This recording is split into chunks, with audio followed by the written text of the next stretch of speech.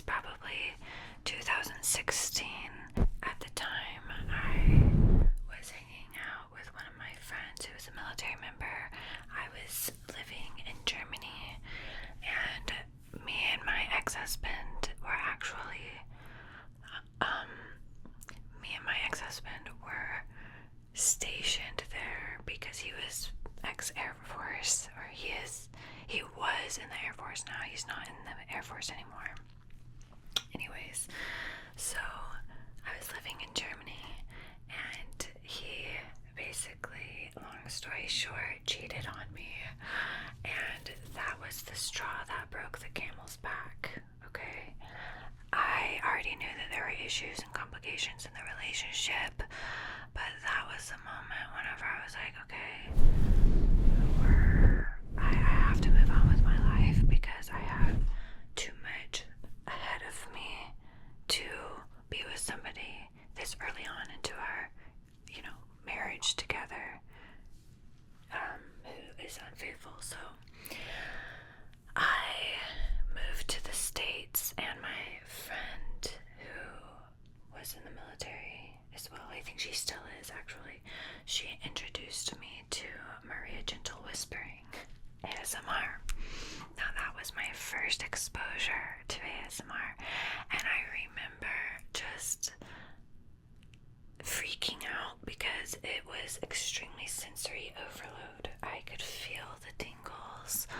I was completely overwhelmed with the sensations, and it was one of the videos, the very first video that I watched was her kind of showing you cards and explaining things to you. My tummy is growling. Are you hungry in there? Anyways, I might have to go get a snack. So, I was intrigued. I would listen to ASMR, her videos, on my own time, little by little, because I was just so intrigued, but also a little freaked out. But that was the intrigue for me. I was like, is this wrong that I'm feeling all of these senses? Like, is this what I'm supposed to do? Hang on, I gotta get a snack, otherwise my stomach's gonna keep growling. Anyways, I was listening to Maria Gentle Whispering. I was like, wow, you're really good at this. And I kind of fell in love with her as a person, just because essentially when I moved back to the States, I couldn't fall asleep because I was going through so much, and I would listen to Sleepy Time, other various videos, but mostly Sleepy Time from her, and it would help me fall asleep. And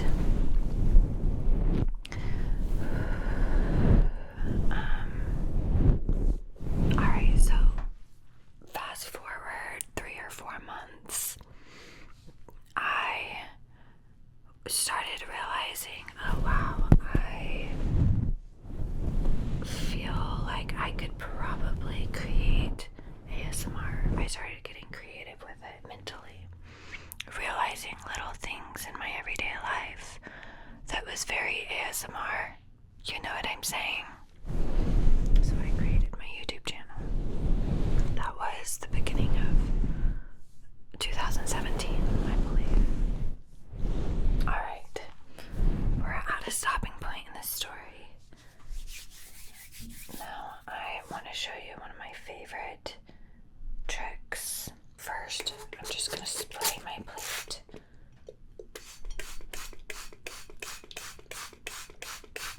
with water. Okay, so now I have a little puddle of water. And then I'm going to take this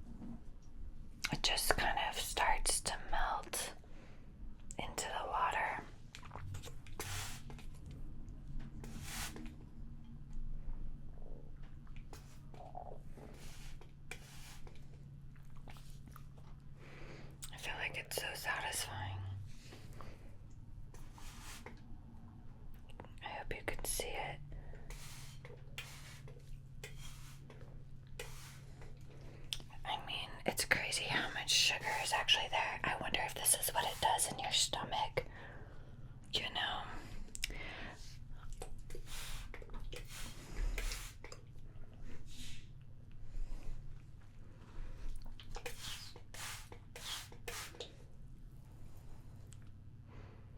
Nice. I started my YouTube channel and I named it Sugar Boogers.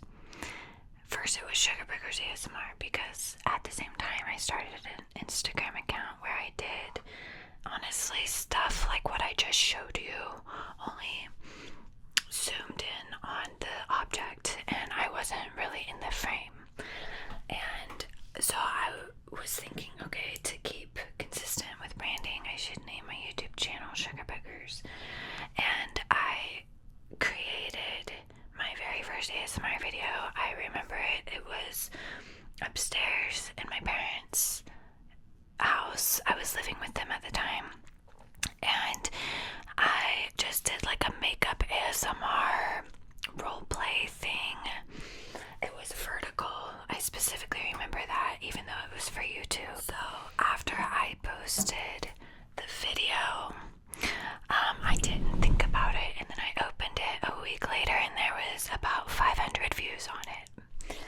And I remember thinking to myself, hey, that's actually not that bad. I was like, 500 views? That's a lot. For just posting on a channel that had 0 subscribers. And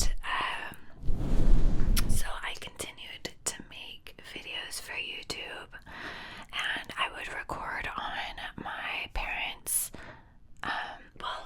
I would record with my iPad at the time. So I was about to say laptop.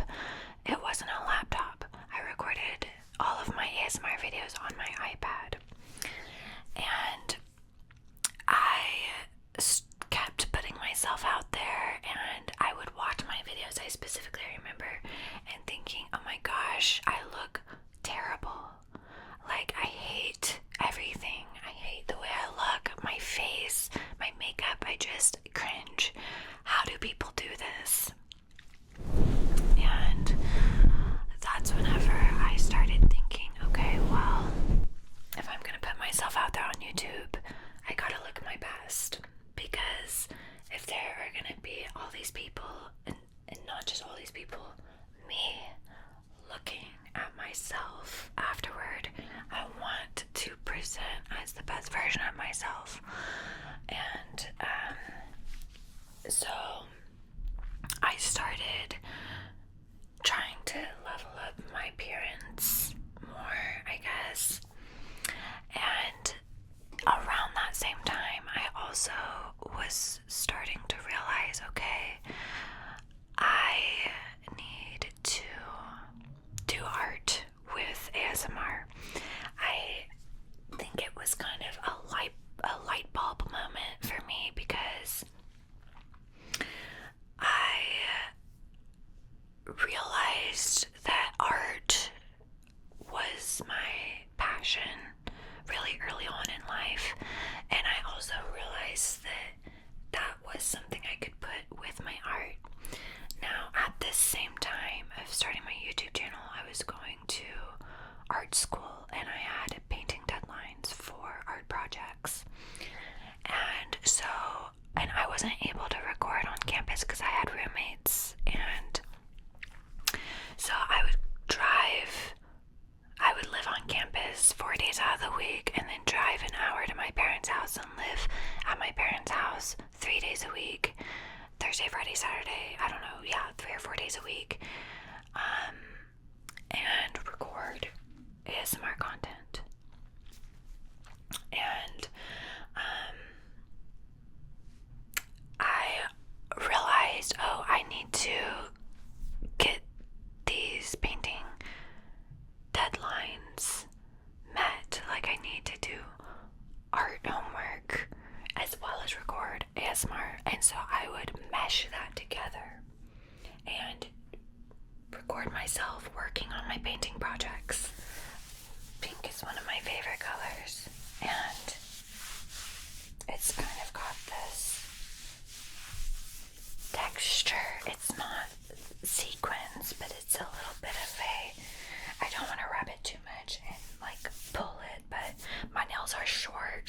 should be fine.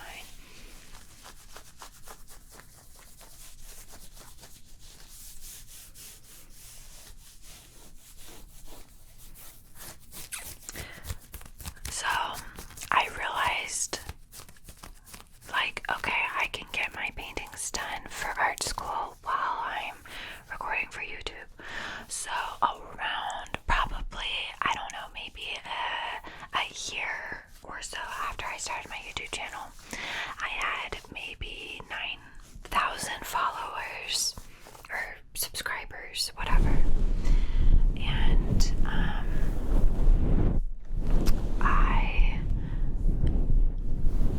was busting my butt going back and forth every weekend recording and I didn't have a lot of money at the time. Not that I have like a ton now, but I was also working at a coffee shop. And so I was working part-time at a coffee shop, going to school full-time, and recording YouTube, which is, kind of a full-time job.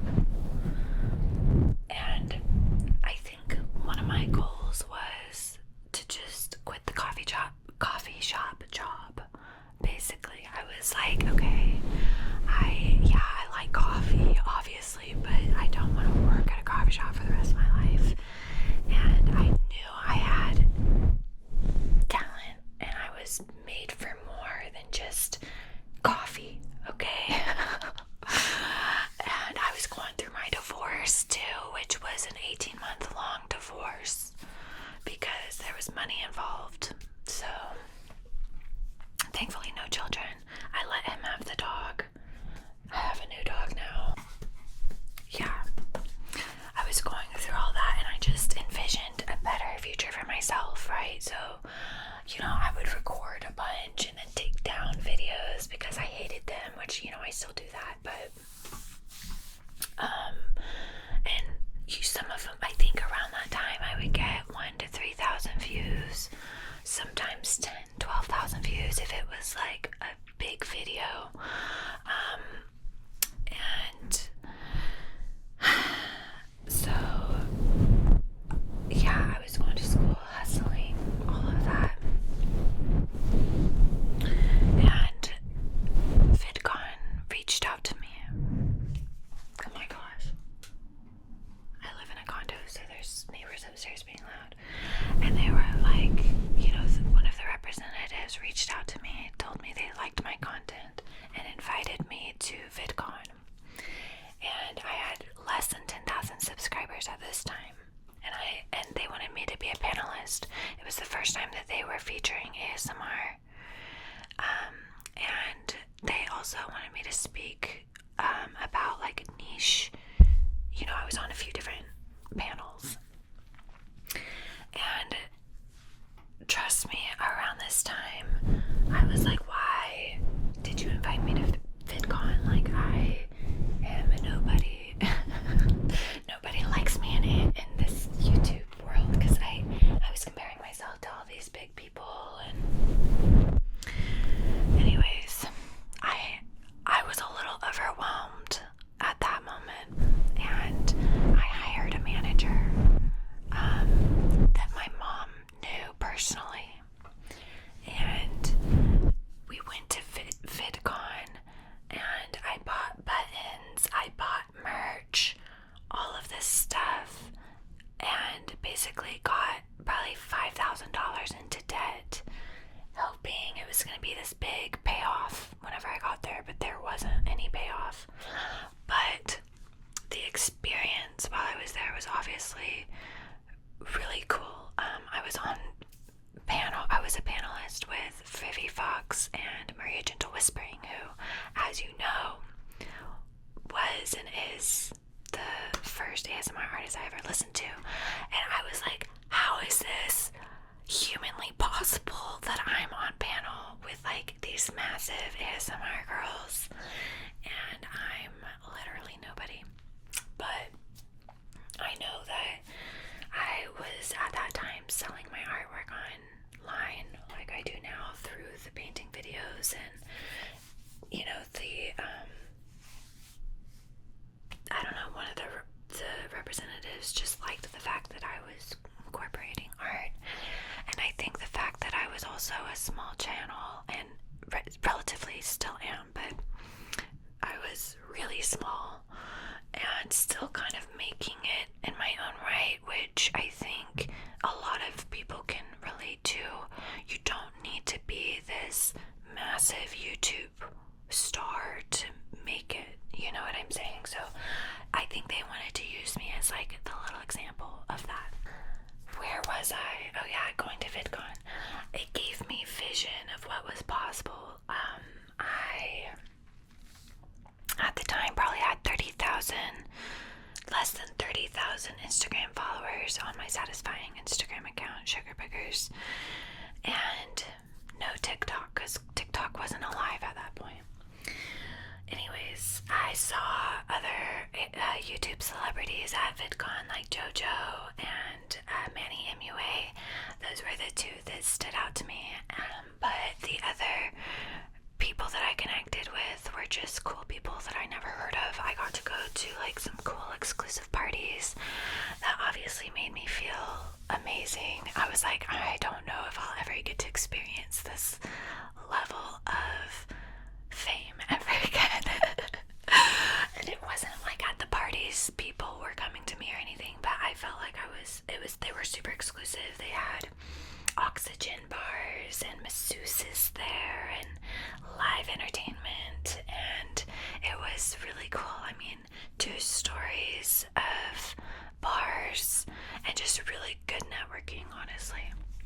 But like, if there was one thing that I wish I would have done differently looking back on it, was I wish I would have gone open to the success rather than feeling imposter syndrome the whole time, because the whole time I was like, why am I here, you know? But I learned later that that's really common.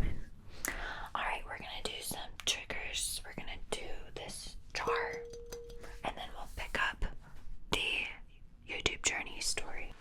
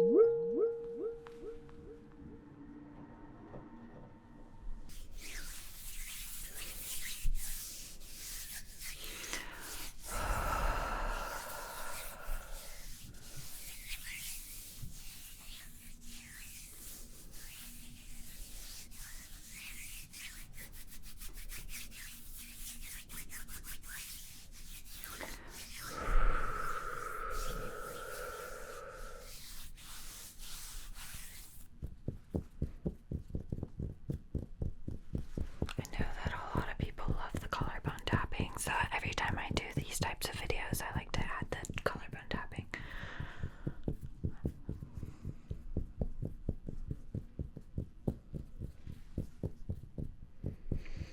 I was looking for my tattoos earlier. I can't find them though, because I did want to do like a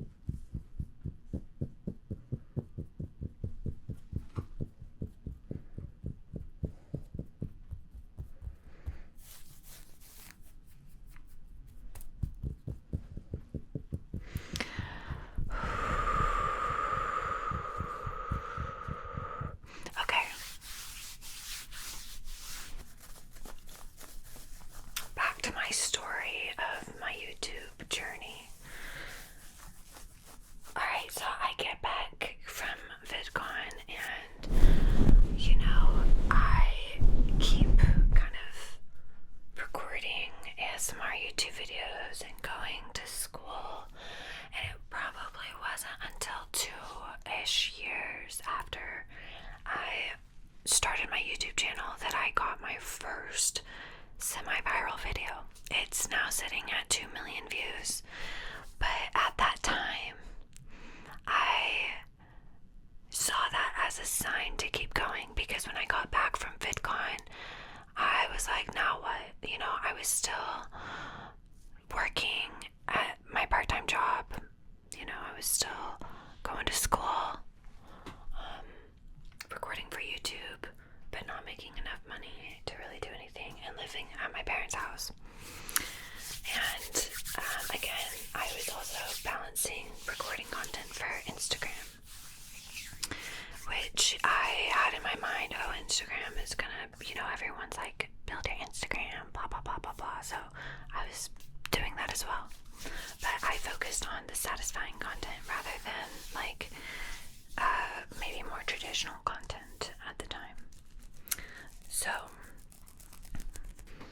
I was like, now what? You know, I mean, and I realized I wanted to give myself a chance with music, and it's another kind of side story, but I started recording music, and I was like, I could just put music videos on my YouTube channel with my ASMR content. Why not? And promote my music through ASMR on the side. And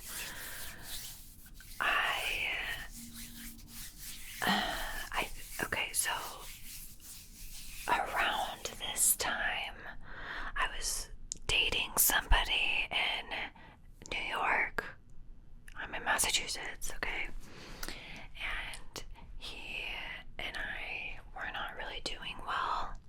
You know, long distance relationships are hard. This was probably the first person after my divorce that I felt like I was in love with. And he was my first actual boyfriend after my divorce. So it was a few years after I was divorced. This is like 2019-ish. And we went through our breakup, and I got sick and tired of being sick and tired. And I was tired of being treated a certain way at work. I was tired of hustling so much and not making enough money. And I had just gone through this breakup, and I was like, you know what? I don't care what anybody thinks of me. And mind you, I was raised in a conservative family, and my parents are conservative, etc.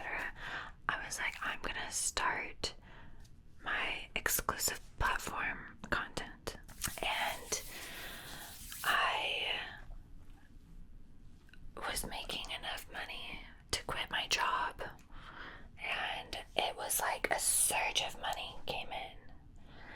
And this is where things kind of got bad in a way. Like, I was getting more and more validation on YouTube for, like, okay, so I knew that if I was to do like more sexy role plays on YouTube, I would get more views. You know what I'm saying? And therefore also promote my exclusive platforms. But I was very young at the time, and I didn't really have my center on what felt right for me, if that makes sense. I just knew I didn't want what I currently had. So I kind of went a different direction on my YouTube. So this is probably 2019-ish. Okay. And I stopped focusing on the art, and I started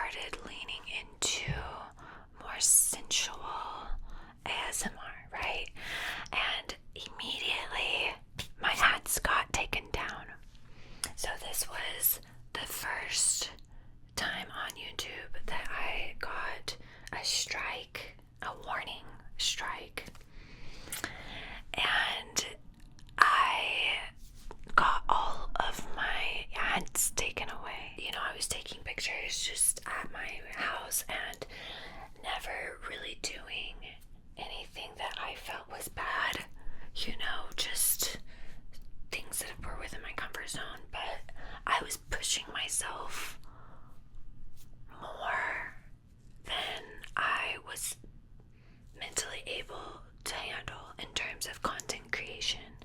So that meant like recording every week, working or going to school full time, and then recording and taking pictures for my exclusive platforms every single week. And this is right kind of before the pandemic. And I was getting really, really burnt out. And I also felt like I wasn't really expressing the true side of myself, if you will. Like, I knew that I had more to offer than just that. You know what I'm saying? And, you know, I felt this was a mindset thing, but I felt like this obligation to please my community rather than just showing up as my authentic self. And I also at the same time felt like I was failing my community, because when I changed my content, I got a lot of backlash. Like, a lot of people was like, you don't have to turn to this, blah blah blah. They were really kind of like disappointed that I wasn't still doing my art ASMR, you know what I'm saying? Which makes sense, because that's what most of them came for. Although I always kind of did videos like this in between, you know, like I've always kind of just done ASMR, kind of flip-flopped between making just regular kind of creative ASMR videos and ASMR art, you know. But so the pandemic hit, and I think I hit a wall with YouTube, because I was getting drained from my exclusive platforms. I didn't like the community that I had cultivated in a way, because I felt like I wasn't pleasing anybody. I felt like I was failing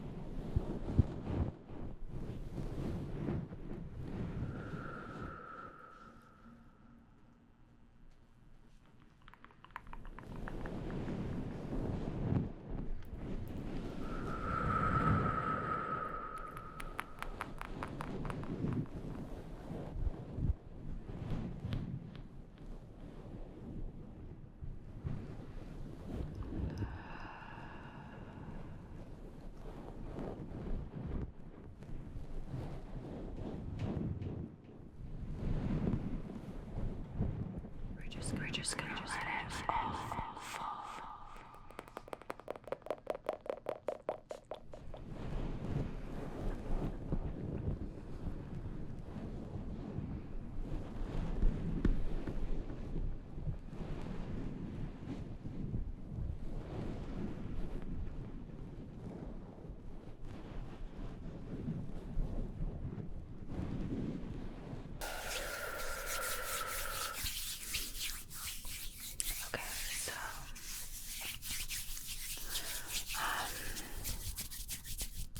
During this time that I quit YouTube, I had other partnerships through Instagram and TikTok now was a thing, and I was getting partnerships with TikTok as well,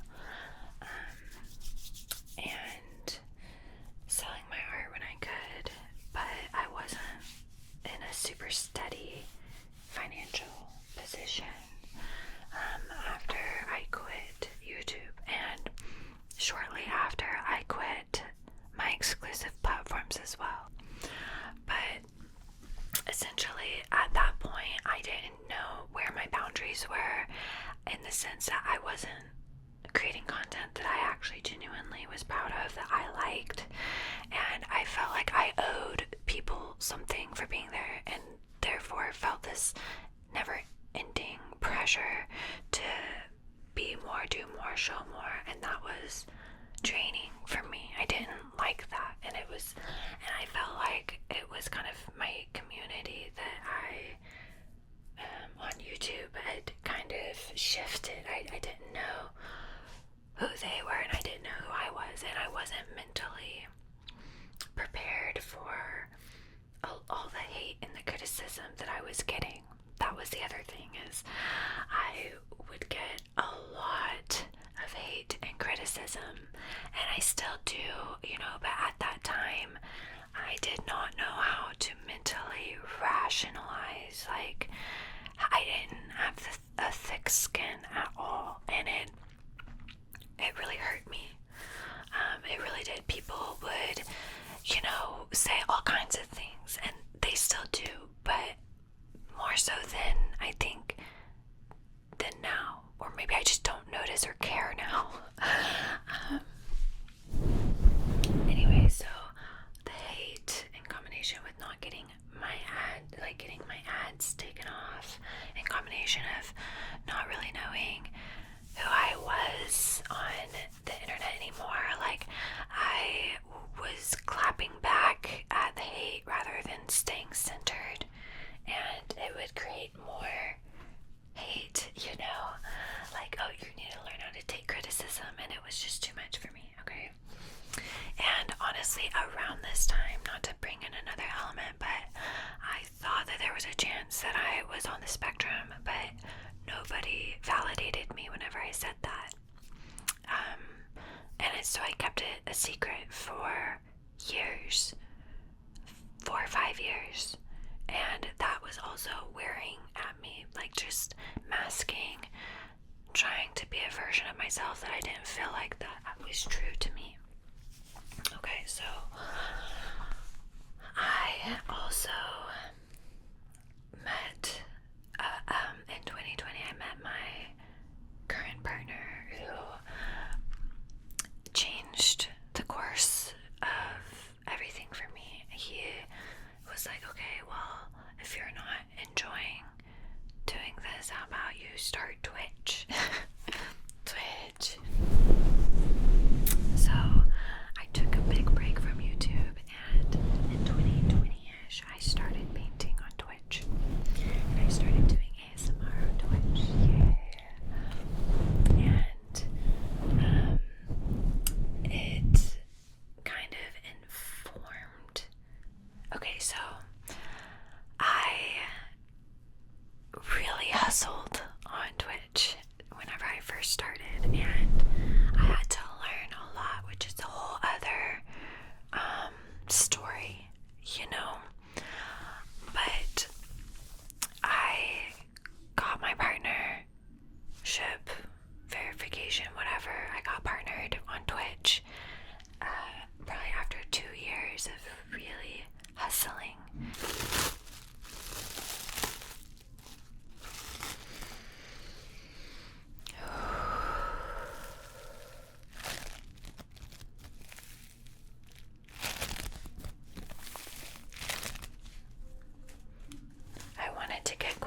outside.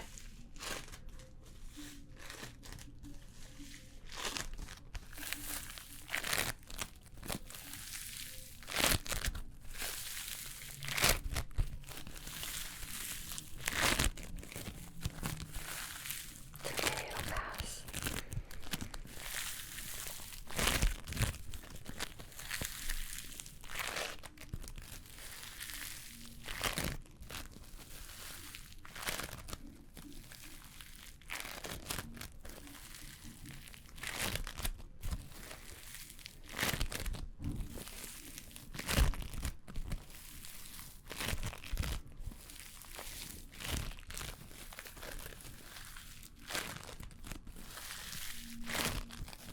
I will explain how I dealt with hate, or how I deal with it now, and how that was part of my progression. Can you guys hear all that music in the background? Sorry.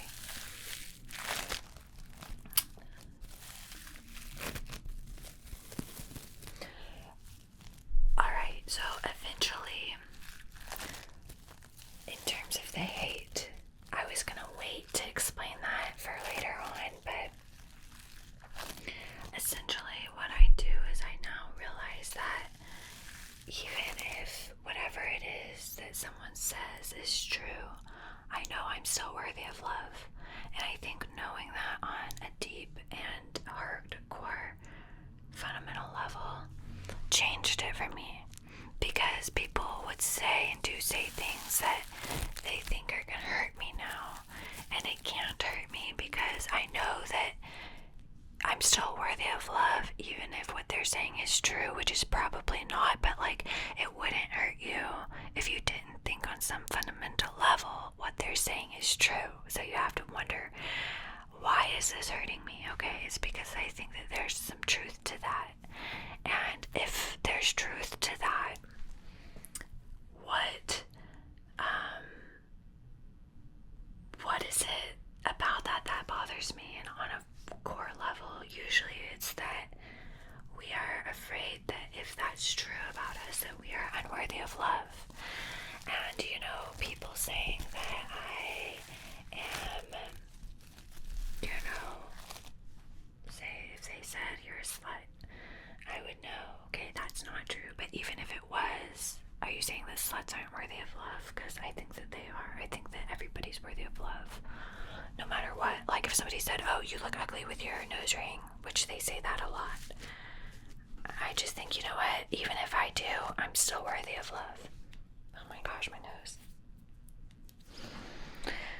Like, even if I am terrible at ASMR, I'm still worthy of love.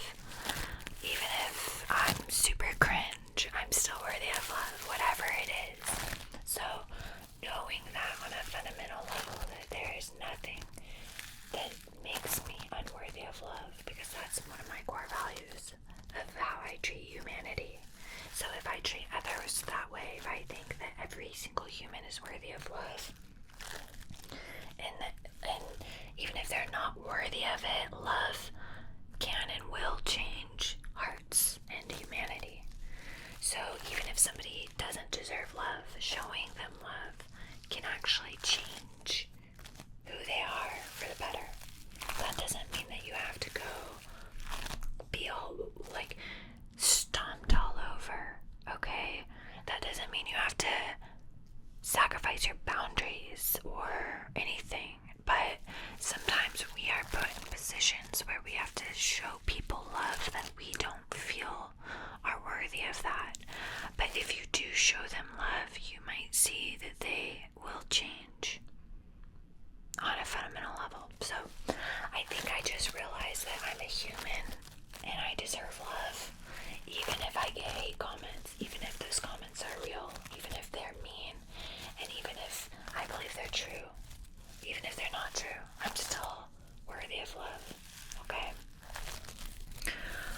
So, I'm worthy, you're worthy, we're all worthy, okay? So, anyways, I started Twitch and I was streaming 6 hours a day, really kind of advantage in terms of not listening to my body, not really knowing my limits for sustainability. And whenever Twitch was doing well for the most part, and is doing well, but it's not, what's a good way to put it? Twitch has been one of those things where I love it, but it doesn't, for me, pay the bills, right? Now, what I will say is I am gonna get my artwork, the original paintings, up on my website, and I may even start my Etsy again, because when I had an Etsy, I made a lot more art sales. So maybe I can get back into that, because that is something that I kind of lived off of. I lived off of some partnerships for Instagram, and Etsy sales, and Twitch revenue, and donations, and things like that, and just keeping my expenses really low. Now, around this time, I met the beautiful and talented Cherie Lorraine. So that was, I don't know, now, what was it, like more than a year ago, and we became friends, and she was and is obviously doing amazing on YouTube and Twitch, and I saw her as this huge inspiration of what is possible on YouTube specifically, because I was like, man, I kind of miss putting myself out there on YouTube, but at the time I hadn't posted in like a few years.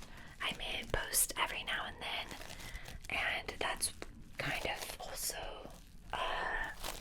it was around that time, even a little bit, I don't know if it was before or just around that time, I was kind of interested in doing YouTube, and it had been a year or two since I received a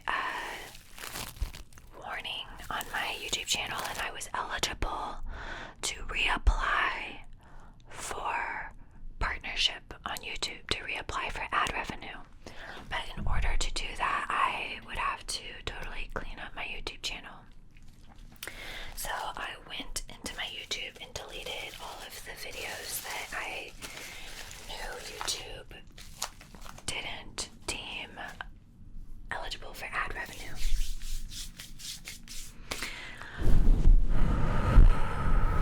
And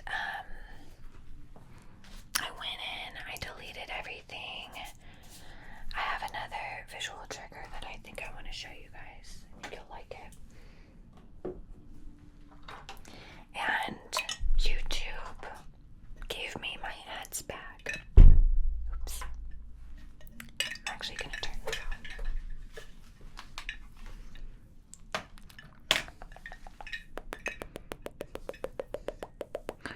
So yeah, YouTube gave me my ads back, and I was really excited, but the issue was I had no idea who I was on YouTube anymore. My community on there was pretty absent. I was getting like 2,000 views on my videos with a channel of 60,000 subscribers.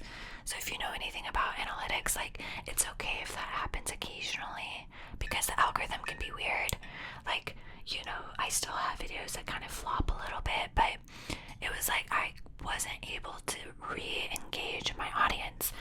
And I knew because I was gone for like 2 years, so I was kind of putting out a bunch of different types of content, not really knowing what would work or what would stick with my community. And I also knew I didn't want to do anything that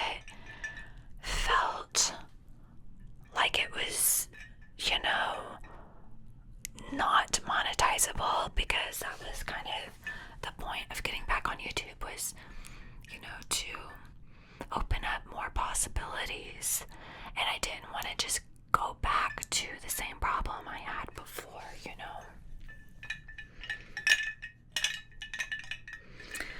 So I like this trigger. I think it's fun.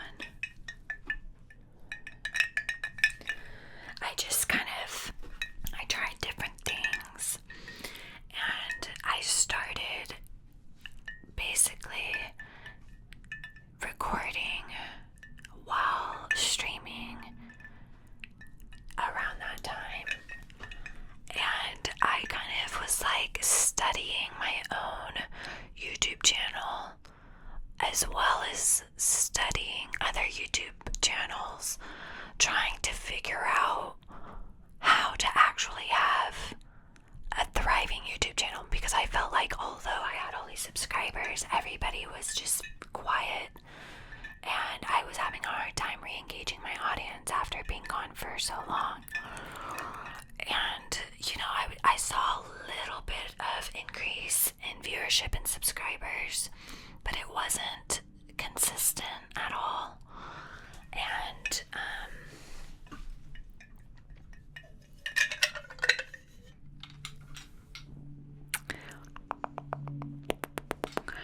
so I found this one YouTube video that really changed my life.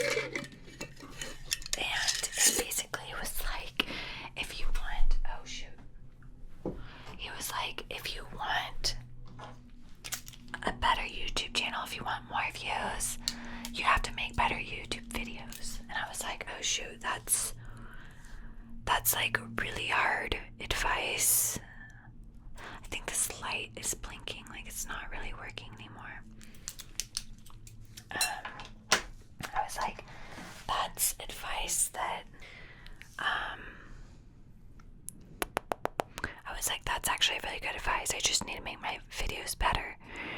And I was like, around this time, I was like, okay, I know who I am. I am me, but I'm also like the creative ASMR girl on the internet. Like, my creativity, I know, is what kind of set me apart, at least in my mind. And it was what I was most proud of, is just my creativity. And so I decided to take a leap of faith and change my YouTube name. And I changed it from Sugar Pickers to Quiet Creative ASMR. And I knew that would be, you know, some people might not like it, and I also knew it was a risk, because basically if people can't find you, how are they going to be able to find you? So, but I was like, if I want to be creative in this space, I feel like it's best to have my name reflect who I am and what I'm doing in this space. So I changed my YouTube name as well as my Twitch name, because I was doing pretty much the same content, almost exactly the same content on YouTube as Twitch. And I still am pretty much doing exactly the same content. And I just went with, you know what, I'm, 30 or almost 30 now. Now I am 30, but at the time I was like, I'm coming up on 30 and I'm not Sugar Pickers anymore. That was me in my early and mid 20s, but I'm like a grown woman, and if I'm gonna be doing ASMR on the internet for the next 10 plus years and doing art for the next 10 plus years on the internet, I want my name to reflect who I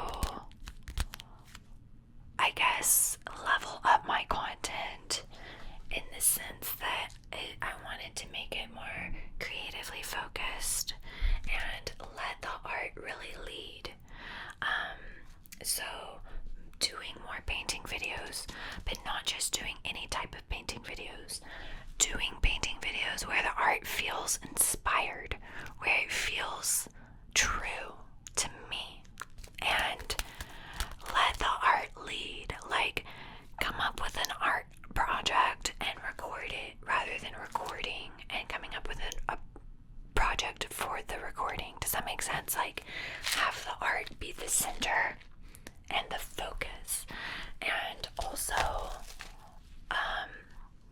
presenting myself as best as I can and being proud of it. So a few months ago, decided, I think it was actually maybe 5 months ago, around the time that I changed my name, I decided to relaunch my exclusive platforms in a way that I can be proud of, where I feel like my boundaries are set in a way that's sustainable, and to not care what people think of it, because I know that there's a stigma attached to it. So I found this balance where it's like I show up, I be creative, I make content that's I'm proud of, and I, make my art, and I do the ASMR, but I do also have that exclusive content piece. But my content is not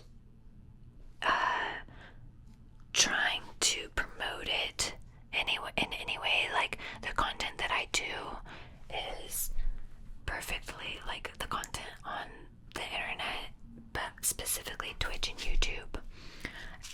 Like, I know that it's just family friendly, and it's art inspired, and it's professional, and then the content that I have exclusive is a little bit more pushing the boundaries in terms of what YouTube or Twitch would approve of, but it's still within the realm of art and in the realm of beauty, modeling, sensual ASMR, but nothing that makes me feel like uncomfortable about.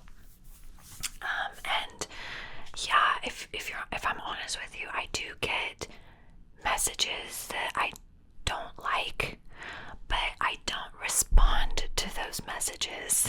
I literally just respond to messages that are friendly and supportive, and nothing that makes me feel uncomfortable.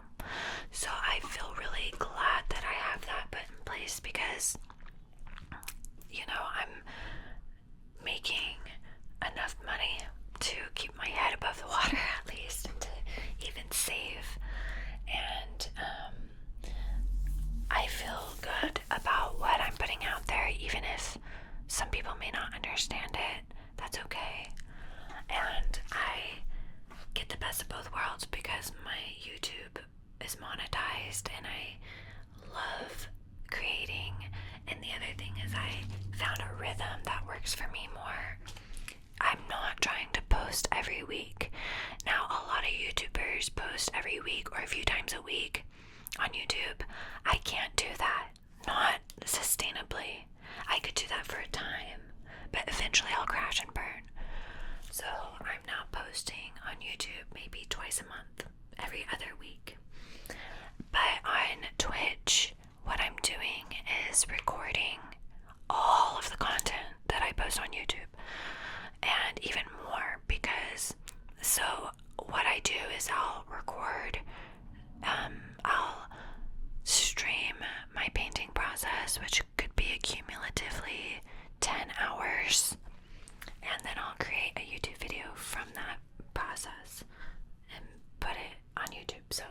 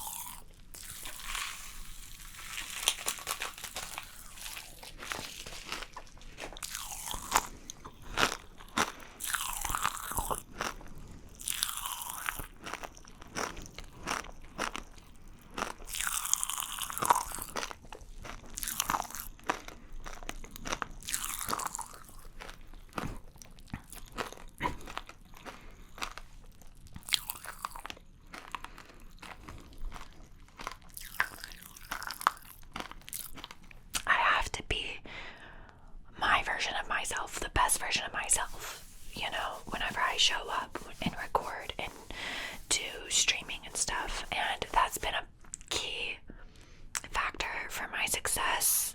And of course, it's still a journey. So I feel like that there were some mindset shifts that pushed me to 100,000. Okay, and I'm gonna go ahead and tell you what those are. One, working at my own pace, not feeling like I have to push, and that's also true for Twitch.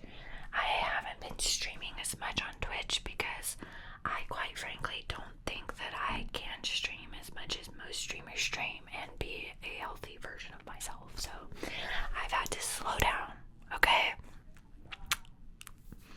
I've also had to let the art lead, but also not get too attached to the video performance. Some videos do really well, some videos don't do as well, right? Like, that's just life. And being detached from the results of my videos has helped me a lot. I also don't, and another reason why being detached is good is because your video might not do well right now, but it may catch on later. And that has happened a lot to me. Like, I'll post something on YouTube and a year goes by and it skyrockets in views. It's weird. So after I changed my name from Sugar Pickers to Quiet Creative, I did take down videos. Over the course of the last couple of years, I've had blonde hair and red hair, and then short hair and now shorter hair. So a lot of the videos that I did through my hair progression I took down because I was still kind of trying to find, like, who is Quiet Creative now, you know what I mean? And I feel like I found her, and of course she'll still be changing and evolving. You know, I hate to speak in third person, but I will be changing and evolving, of course. But I feel like I know myself and who I am enough to show up and be confident with the content that I am putting out for you, rather than like, oh, I don't know, feeling like I need to do versions of what works for other people. I'm just leaning into what works for me, if that makes sense. Now, I will tell you, now that I am at 100,000 on YouTube, I feel this sense of accomplishment for sure, because it kind of snuck up on me. I posted some videos that did really well, and quality over quantity for me, like I said, slowing down the production process, but really putting my heart and my soul into the videos and in the editing process. And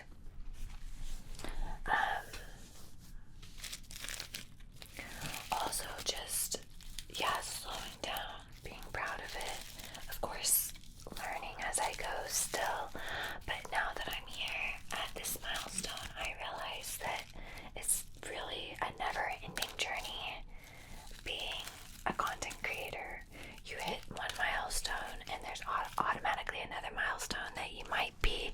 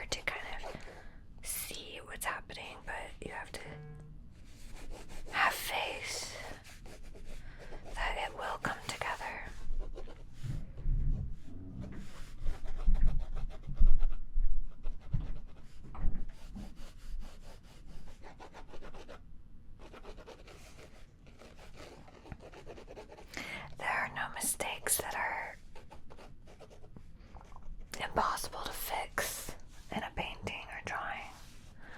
So keep that in mind. There are no mistakes that are impossible to fix. It's your own mental barrier that's keeping you from fixing that. So, yeah.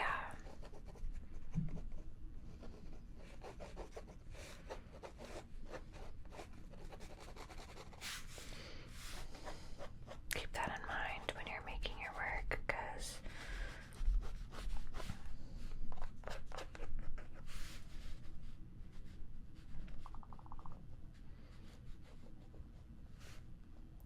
as you draw and paint, you'll run into obstacles, and you may be a little afraid to problem solve, because you might be trying to protect your peace, and you might be afraid of messing it up, but just know that it's okay to mess it up a little bit. Like, if you do, you can fix it. So, because sometimes you have to mess it up in that progression of making it better. So, that's just part of the process, basically. And that creates a little bit of character and nuance to her expression.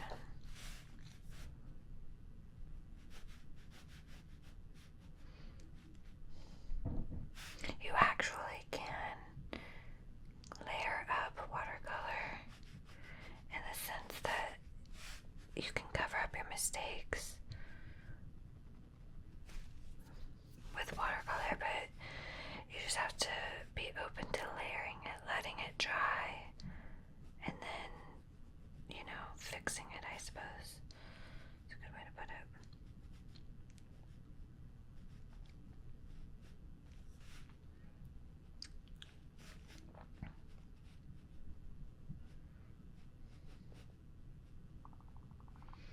Your lips are slightly open, so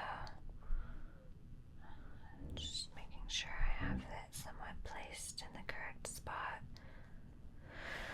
And right now, everything may be subject to move.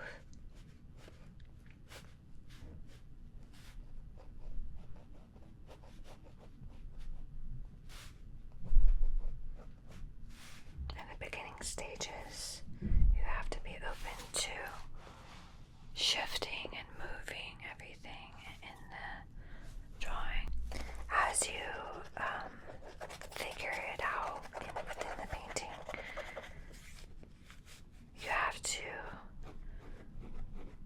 you'll realize what you currently have might not be where it needs to be, which is okay, but you have to be open to moving it, shifting it, painting over it, all of that.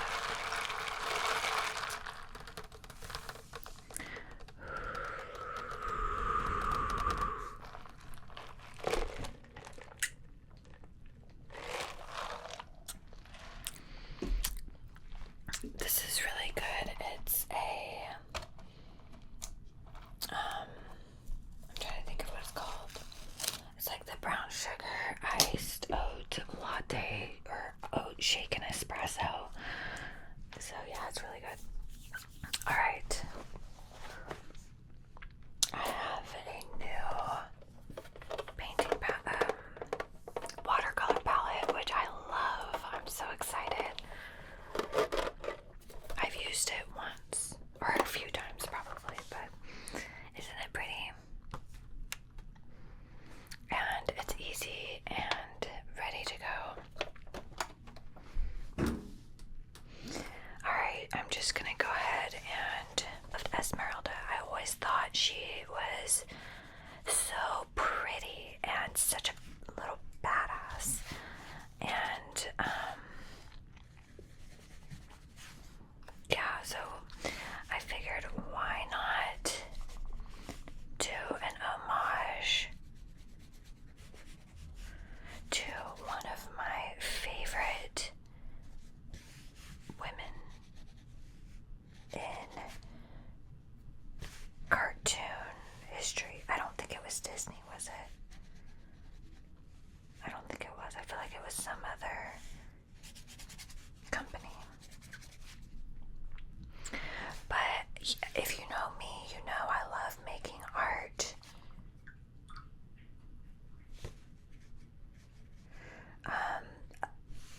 inspired by female beauty. I love women. I think women are amazing. I think they are gorgeous. And I just love all of my beauty icons, both fictional and in real life. So, yeah.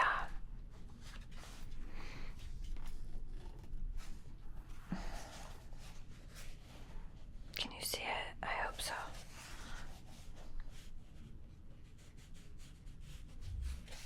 Oh, creatively, I've been in this like weird place where I feel like I have been making artwork that doesn't really feel like it's my own. I mean, even this, it is mine, but it's not. It's a character that's already been made, right? And I like doing that. I think it's fun.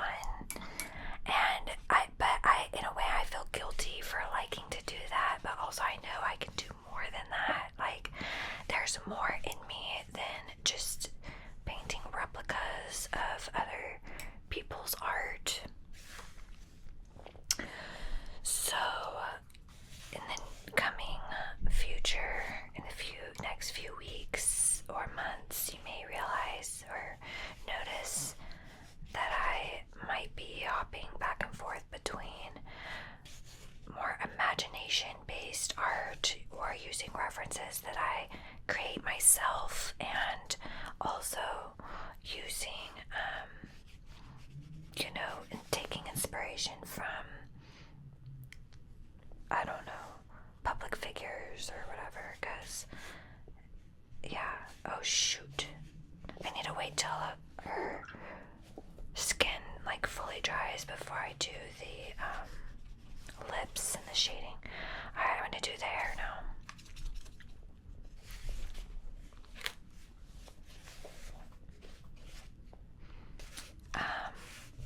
So it's kind of hard because I feel like I am on the brink of really expressing myself fully and authentically through my art, but I haven't quite broken through yet in my mind. Like, I haven't quite found what it is I'm looking for, as like, I know that I want to develop my own world in my paintings, but I am not quite sure how to do that while preserving what makes my art really good. So I know right now I'm intellectualizing and thinking about it too much, so at some point I just need to stop thinking about it and actually just take that leap of faith and make something. So like this one, for instance, this one is a piece that I feel like is super authentic to me. I didn't do it on YouTube or Twitch, I did it privately, but I love it because it's textured. I feel like it's a self-portrait. It also has like a lot of character. You can't really see it all the way because in this camera, but that's kind of it. It might not be as easy for everyone to identify with, and I have to be okay with that. Like, rather than recognizable faces, which everybody can identify with, because they're like, oh, I know who that is. I'm a very focused person. Like, if I'm working on my paintings, I'll be working on them for a while, and then I'll take a break, and then I have to kind of regroup and consider what my next painting will be, and that's kind of where I am right now. But once I get in the swing of kind of painting again, I'll share the process with you. It's just I haven't been painting really a lot, that much. I have some commission opportunities, so I may just work on those.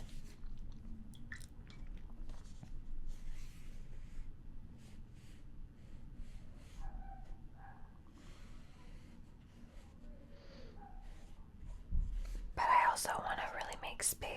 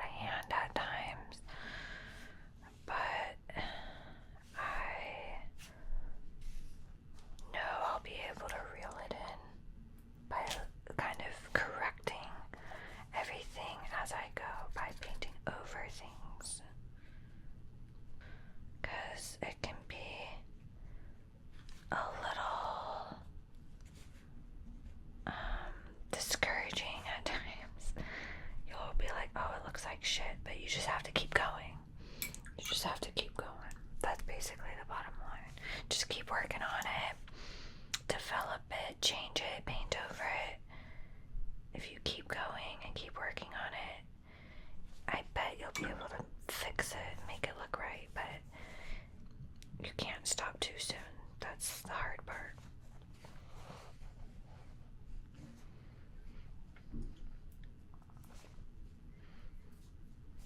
Okay.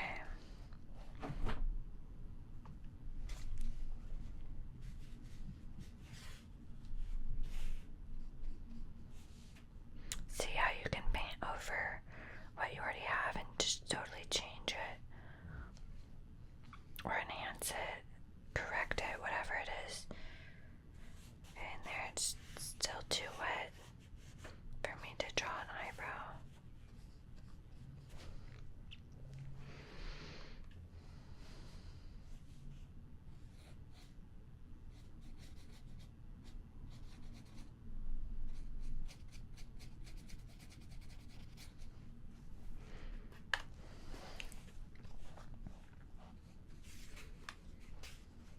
And here is super wet, so really I need to let that dry, then go back into it.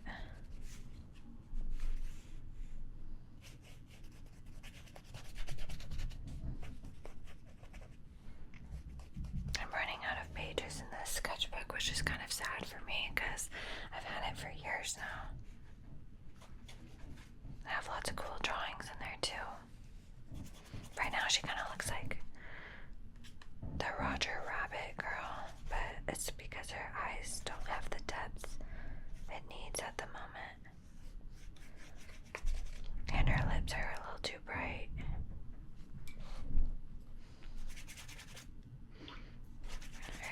Her hair shape needs to change a little too.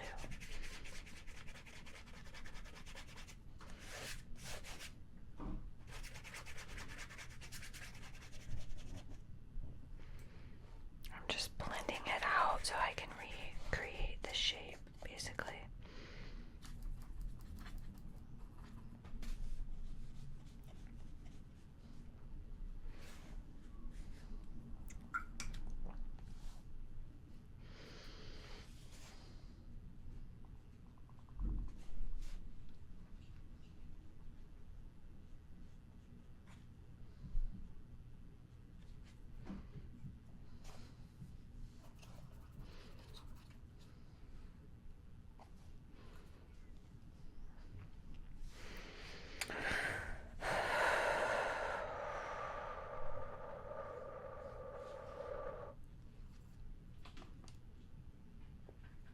Taking like blues and browns and making a shadow color, blues, browns, blacks.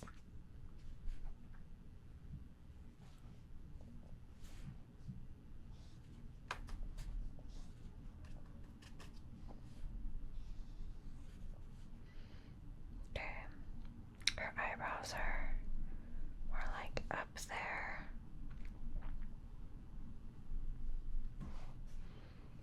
And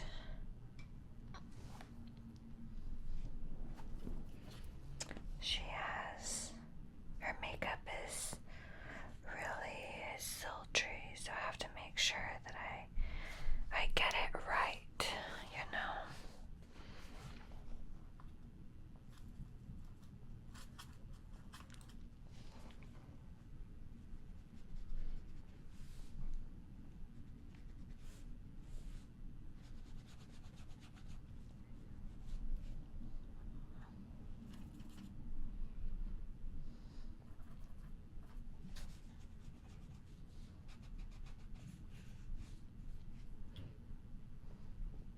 It's like this particular shadow in here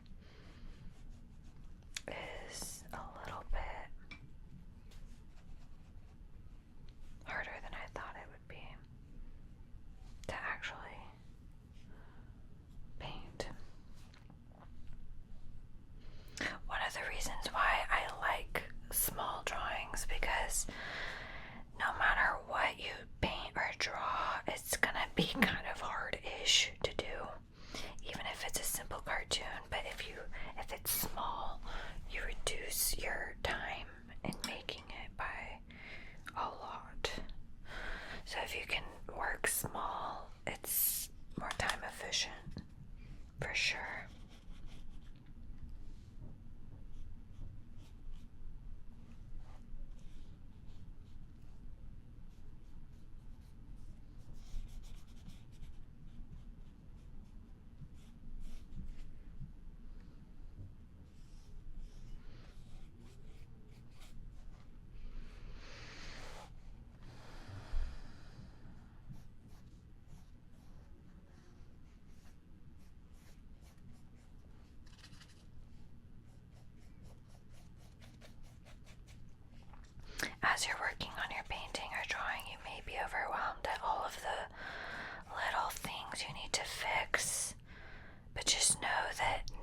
noticing it in the first place is the hardest part. If you notice it, then you can fix it. You know?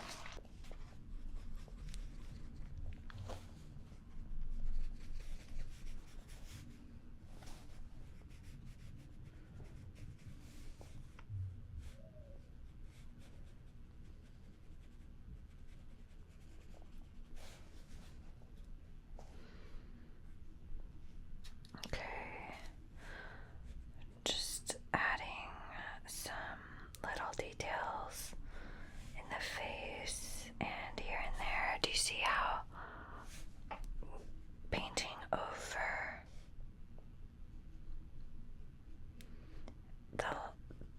everything can really just pull it together, and you make all these little layers, and then eventually it starts to come together and make sense visually.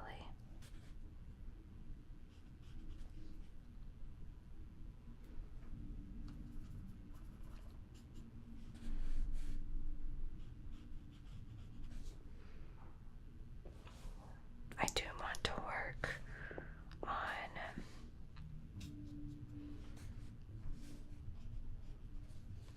her lips a little bit.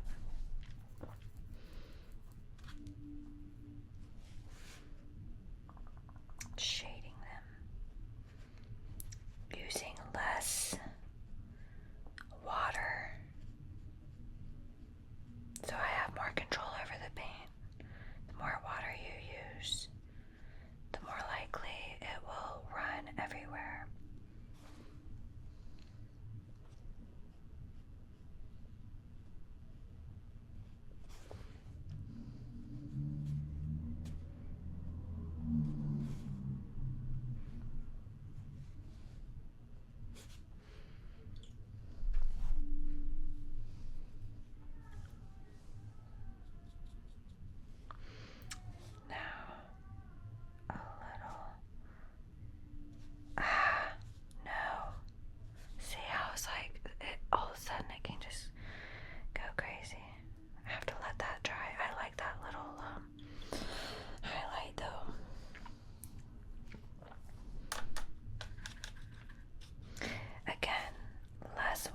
Is going to be better when you're trying to get these little details. If you're trying to articulate information in the painting and keep control over the paint, less water is going to be your go-to.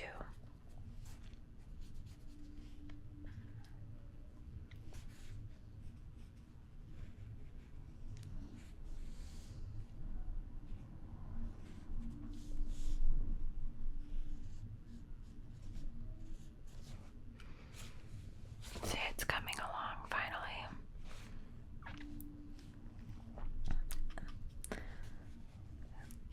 But yeah, even the smallest of painting can take such a long time to do. I mean, this isn't that long, but it is taking some time.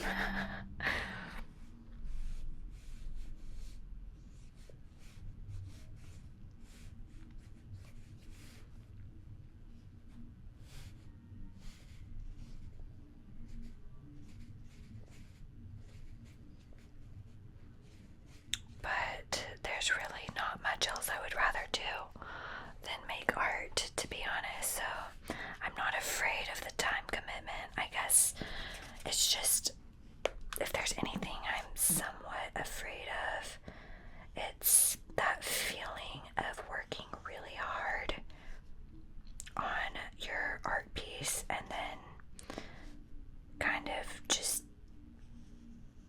not liking it when you're done. I mean, that happens to me. I think it happens to a lot of us artists, if not all of us, from time to time, where you work, and then by the time you're done, you're like, this looks so bad. Why did I work so hard on this?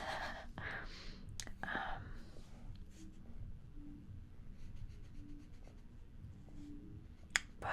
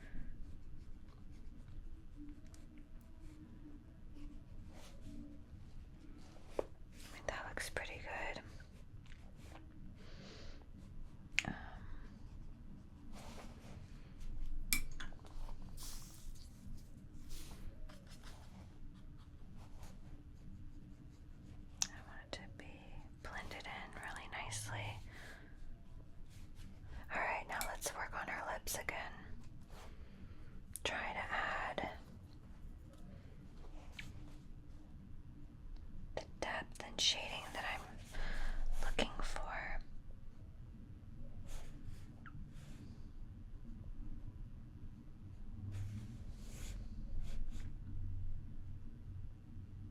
I mean, that looks pretty good. Not bad. At least.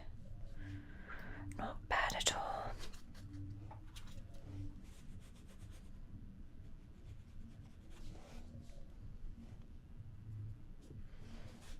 Maybe just a really strong shadow right there. Yeah, that looks good. And a strong shadow right here as well. And in there.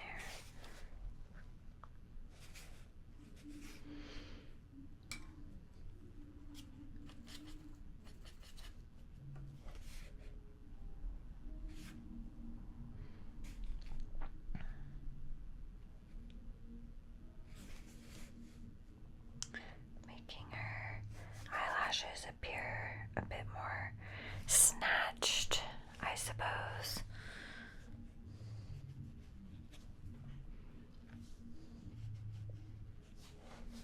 And literally, I am finally getting to the final touches, which, as you can see, take quite some time to get to.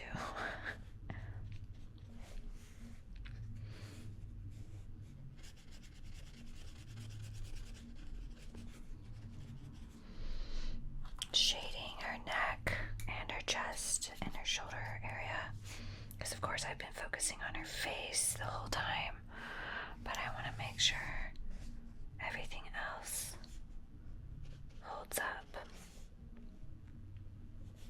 in the image.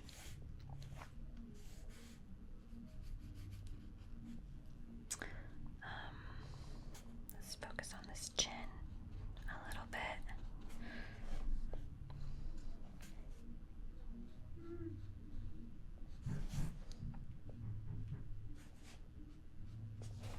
There we go. It's a little wider than what I was showing.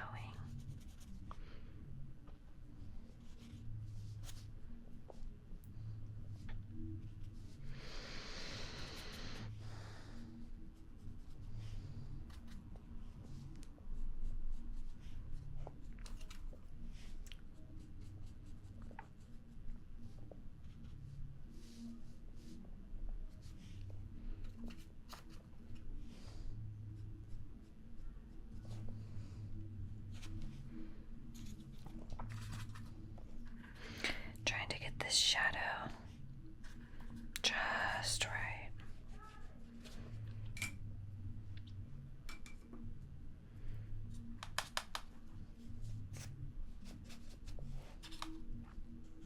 I might have to let it dry just a little bit before I am able to add those little details.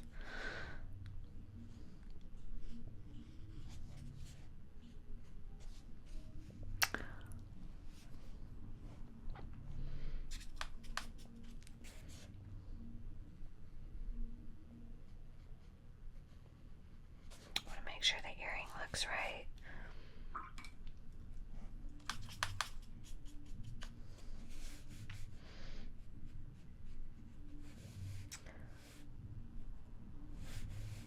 Few little hairs loose always kind of does the trick when it comes to adding that dimension.